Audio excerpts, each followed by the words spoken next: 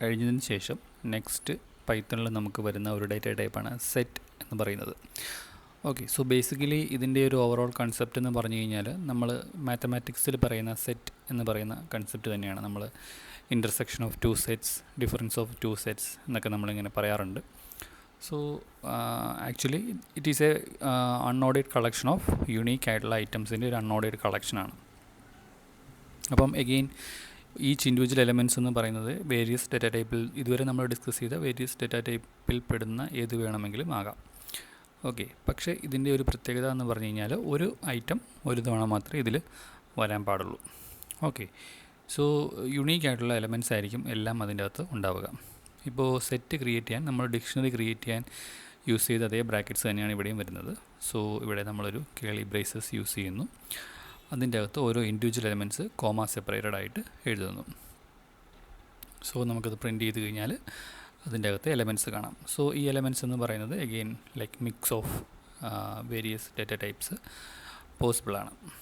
Okay, but in case നമ്മൾ ഇതിൽ ഒരു എലമെൻറ്റ് 2 തവണ റിപ്പീറ്റ് ചെയ്തെന്ന് വിചാരിക്കുക. ഇപ്പോൾ ഈ സെക്കൻഡ് എക്സാമ്പിളിൽ ഞാൻ ചെയ്യാൻ ശ്രമിക്കുന്നത് മൈ സെറ്റ് 2 എന്ന് പറഞ്ഞൊരു വേരിയബിളിലോട്ട് ഒരു സെറ്റ് അത് ക്രിയേറ്റ് ചെയ്യുവാണ്.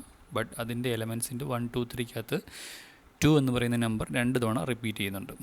പക്ഷേ അങ്ങനെ കൊടുത്താലും ഈ 2 തവണയുള്ള റിപ്പീറ്റേഷൻ അതിൽ വാലിഡ് അല്ല. അത് ഒരു തവണ മാത്രമേ അതിൻ്റെ അകത്ത് എടുക്കത്തുള്ളൂ. ഓക്കെ, ദെൻ ഇത് കൂടാണ്ട് നമുക്ക് ബേസിക് എംപ്റ്റി സെറ്റ് എന്ന് പറയുന്ന ഒരു കൺസെപ്റ്റ് കൂടെയുണ്ട്. അതായത് നമുക്ക് ഒരു സെറ്റ് എന്ന് പറഞ്ഞൊരു ഒബ്ജക്റ്റ് നമുക്ക് വേണമെങ്കിൽ ക്രിയേറ്റ് ചെയ്യാം. ഡേറ്റ ടൈപ്പിൽ പെടുന്ന ഒരു വേരിയബിൾ നമുക്ക് ക്രിയേറ്റ് ചെയ്യാം. ബട്ട് അതിൻ്റെ അകത്ത് ആസ് ഓഫ് നോ കണ്ടൻസ് ഒന്നുമില്ല.